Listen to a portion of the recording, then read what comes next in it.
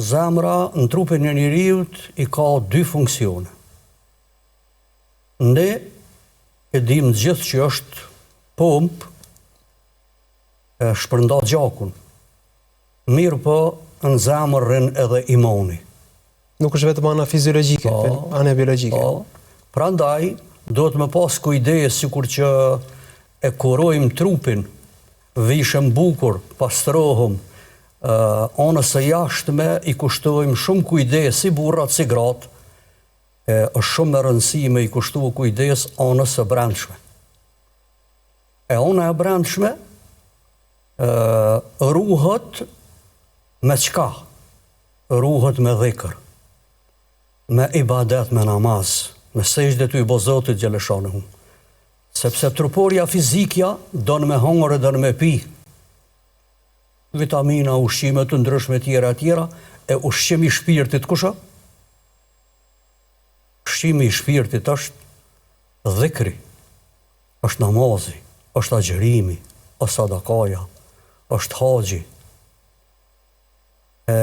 Shumë kush prej besimtarëve që e quajnë vetveten besimtar, e lën shpirtin uritur, dhe për këtë shkak se e lën shpirtin e tyre tepër të uritur, kanë kriza shpirtërore. Dhe tani çka? Duhet me shkuën për psikiatri, e te psikiatri e tjetër kush.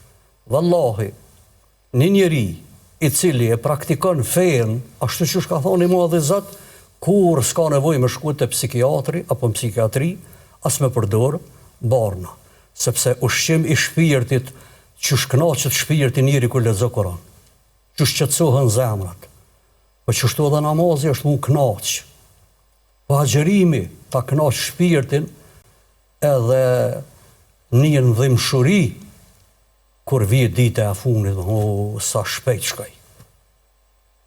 E prandaj do të mi kushtu kujdes i ftoj të gjithë vëllezërit dhe motrat e besimit islam që mos ta lënë shpirtin e tyre të uritur, sepse ajo kush e lën bëhet shkak edhe sebeb me pas krizë shpirtërore. Tani, sikur që smuhet trupi, smuret edhe zemra. Prej çka smuret? Smuret prej gjunoheve.